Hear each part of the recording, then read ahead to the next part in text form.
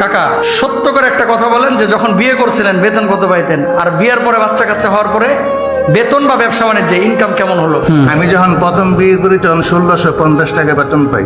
মাশাআল্লাহ। তারপরে প্রথম বাচ্চা যখন হয় তখন 20,000 টাকা বেতন পাই। মাশাআল্লাহ বলবেন না? দ্বিতীয় বাচ্চা যখন হয় তখন 25,000 টাকা পাই। তৃতীয় বাচ্চা যখন হয় তখন 30,000 টাকা পাই। চতুর্থ বাচ্চা যখন হয় তখন 55,000 টাকা বেতন পাই। বর্তমানে 75,000 টাকা বেতন পাচ্ছি আমি। লিল্লাহে তাকবীর, লিল্লাহে তাকবীর। প্রমাণ পাইছেন? যান, আল্লাহ তাআলা আরো বারাকা দান করুক। আমিন বলেন। আপনি আসেন, বলেন বিয়ের সময় বেতন কত ছিল? আসসালামু আলাইকুম। আমি যখন বিয়ের আগে যখন চাকরি করছি তখন ছিল 5300 টাকা।